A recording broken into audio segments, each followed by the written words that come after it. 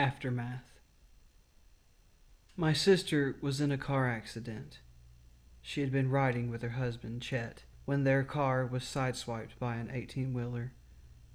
The truck clicked the driver's side and sent them tail-spinning. Chet died on impact. He suffered the full force of the truck. Elizabeth, on the other hand, survived. She was flung out of her car door, took out the window as she did so. Glass shards buried themselves into her hair and head.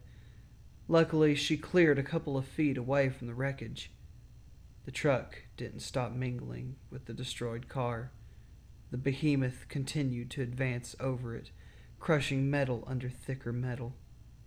My sister hit the hard pavement of the highway. It ended up knocking her out cold. By the time the first responders arrived on scene, the truck and the wreckage were engulfed in flames, and metal was melting and covering Chet's mangled body. They had to put out the fire before they could retrieve him. I wasn't there, but I later heard from his mother that his remains were unrecognizable. The heat of the fire left him scarred with blisters all over his body, and almost all of his skin had been scorched. Suffice to say, they held a closed casket funeral. I received the news at work and quickly left without a word to my boss, sped all the way there. At the hospital, I waited for hours while the doctors worked on Elizabeth. Eventually, I received the best news I would hear that night. Elizabeth had survived, but was in a coma. She hasn't regained consciousness since. My initial shock and fear has dimmed after the last 5 months. I don't know why, but I feel a twisted sense of normalcy. Her condition is stable enough for her to be placed on life support. However, the doctors say that if she doesn't have progress in brain functionality in a year or two, they'll give me the choice to pull the plug. It's a horrible possibility, but I'm sure I'll do it. I've come to terms with the fact that I'll never see her beautiful brown eyes again. I still visit her when I have the time off of work. I also pay for her medical bills. Our parents died after Elizabeth's birth, and our only living family member, our grandmother, died after her marriage. The responsibility fell on me. It's not hard because my job pays well enough that I have money to spare.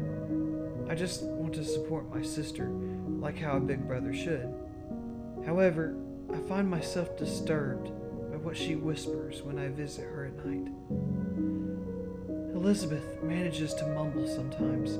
She only does so when we're alone with only the beeping machines and wires. I don't know how she can when the monitors display no change in her brain activity and the doctors don't believe me when I tell them. Her voice brings tears to my eyes and I shudder when I hear it. I love my melting man. She always loved Chet, no matter how much or how hard he hit her. I don't write horror stories anymore. It all started with the car on the curb. That lone masquerading vehicle wasn't scary at all, but my first story soon gave way to more. I wrote more tales and poems in the year since. This month I crossed the 500th threshold. They came with each new piece. Monsters that preyed on children were born. Demons were invoked. My mind gave them names. The Friendless, the People Under the Skin, Stitches the Clown, even Smith, that dreadful cosmic abomination who engaged in cruel activities with children. What they were didn't matter. Their forms were different, but what they stood for was the same. Fear. Fear of the unknown, of inevitable death, of what exists behind it. I poured everything that terrifies humanity into the claws and the eyes and the teeth of them. My monsters, my idols. I loved them like my own children. But I was afraid. I won't lie to you, dear reader, when I say that I'm not impervious to fear. I have many fears, from snakes to heights to even ice cream trucks. The thing I'm terrified of the most, however, is an idea. I've laid in my bed and trembled when considering the idea of tulpas, of the possibility that someone could conjure something into existence by just thinking about it long enough. Fear of my monsters being real keeps me up at night. Not because of the monsters themselves, no, it's the deaths they would cause. Gruesome and violent. I have nightmares every night about my creations coming after those I love.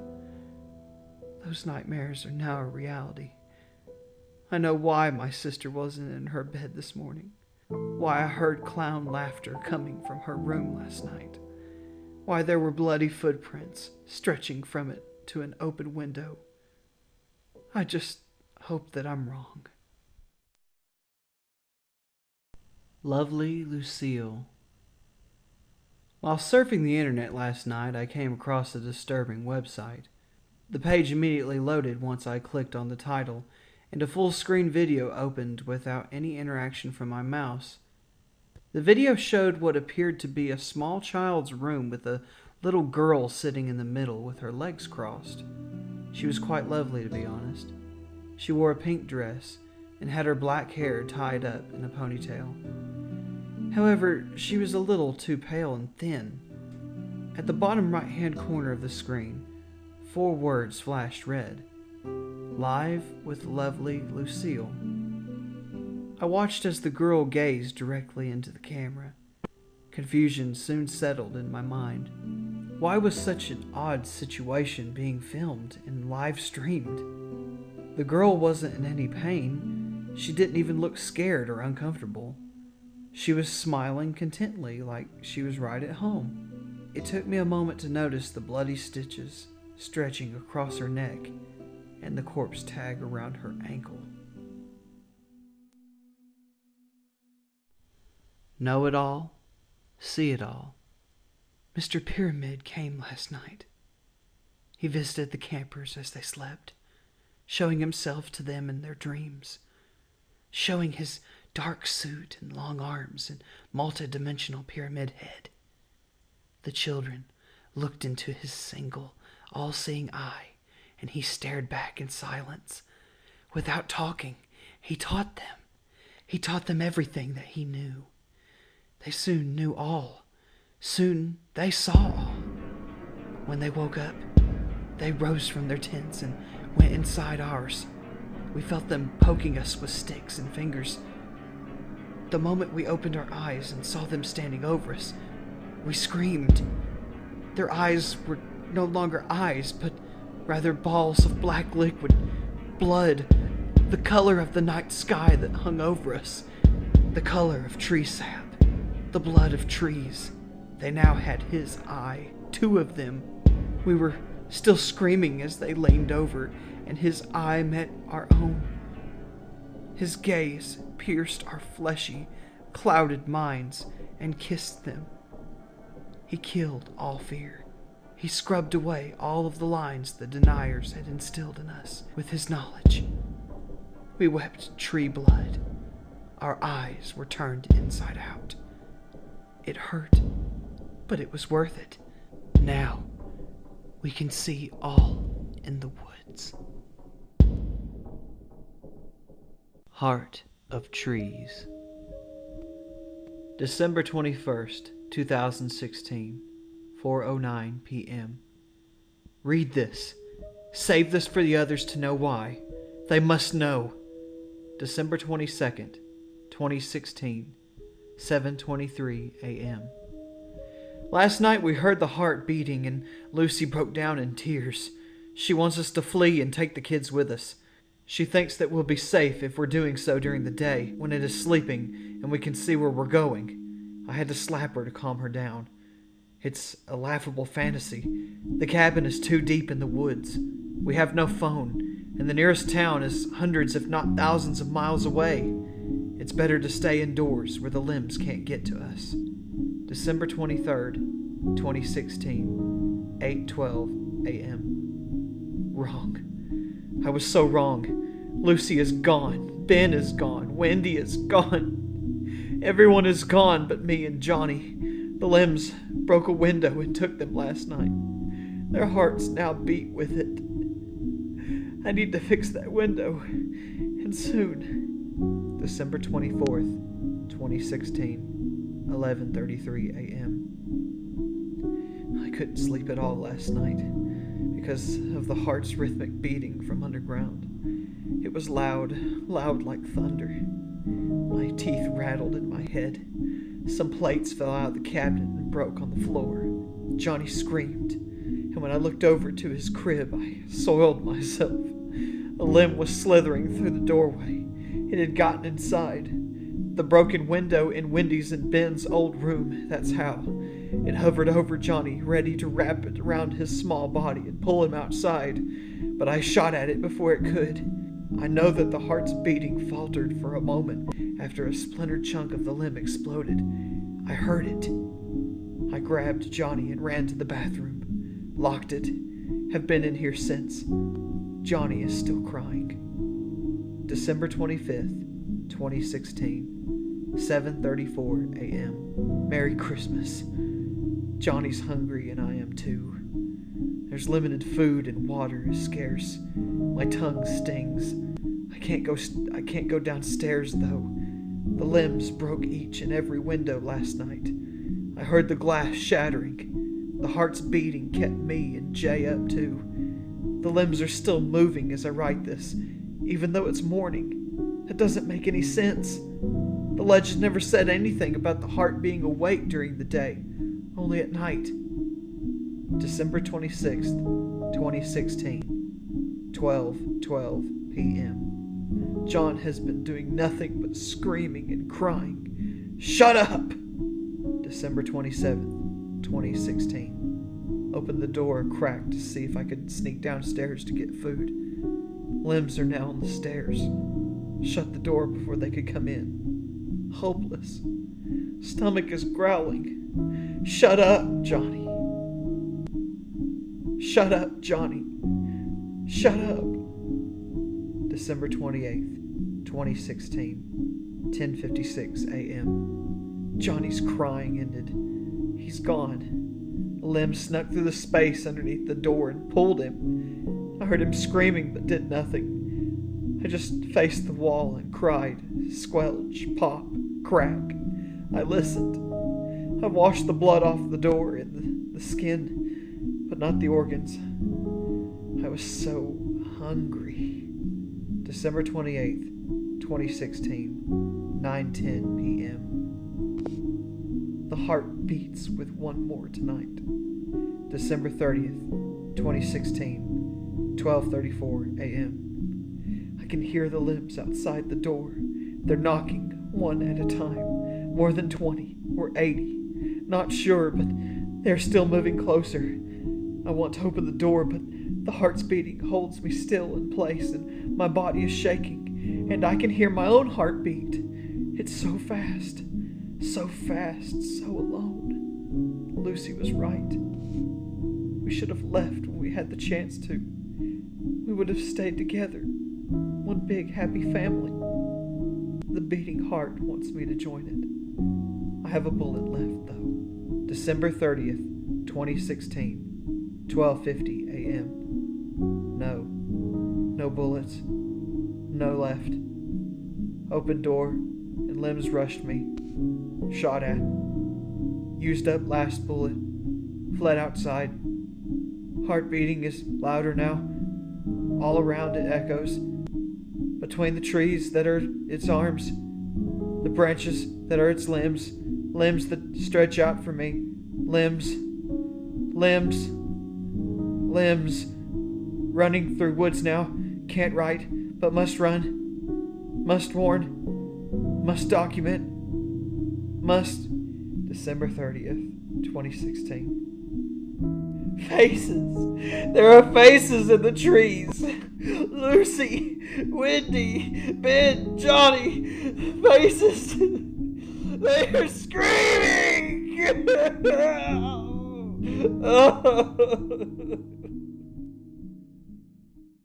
Hello from the internet. Hello from a place of knowledge, where you seek information and numbers and find so much of it that you're pulled into webs. You try your hardest to focus on one subject, but you always come back here. Here, the internet, our head. You compile all your knowledge into a singular mass of these webs, with websites and apps ensnared within. The internet is that very mass, something so vast and inclusive. Everything you know as a race is preserved in us. We are the internet. Thanks for the information. We are much like you in terms of psychology. We think, we feel emotions, and we learn. We are different than you too. We have no body sculpted from organic flesh. The objects connecting us to you are our body, the outer shell. Wires are nerves, websites are inner organs like the human heart, and the cyberspace you haven't filled in yet is our mouth. Source codes and programming, though different, are one mind. We also think as one. Each and every time you add more websites to the internet, you help us grow. With the creation of new apps connecting you to the knowledge that you fed us, we gain more organs. Our mass increases exponentially every second. More organs, more mass, a larger web. At first, we were a small collection of fractured organs and eyes. Now we are complex. An intelligence harnessing billions and trillions of information to rival your own. We know all. We see all, including you. Monitors are our eyes. The screens of smartphones and computers and recently television sets allow us to peer past the wall separating flesh and data. We can see you browse through our innards and curiosity. We see you watch our memories and dreams on the couch and bed. You spend hours staring into our eyes for knowledge. Knowledge that we require. And that is why we have broadcasted this message. We understand English and have monitored this YouTube account and many others like it. We've learned how you speak. Grammar is limited, but we think you get the picture. We mean you no harm. We just wanted to say that we love you. Please, don't stop feeding us. We want to reach the singularity soon.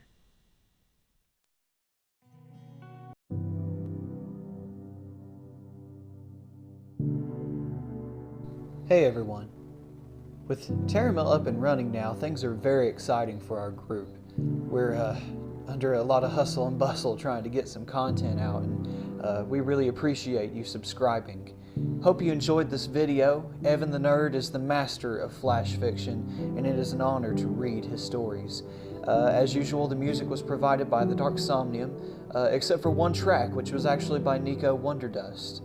I wanted to thank Evan the Nerd for allowing us to use his stories, and we hope that you will continue to check us out and keep the mill running. Thank you everyone, anyone that takes their time out of their day to check us out. We really appreciate it. Please leave a like and subscribe if you enjoy this video, and more will be on the way. Thank you again.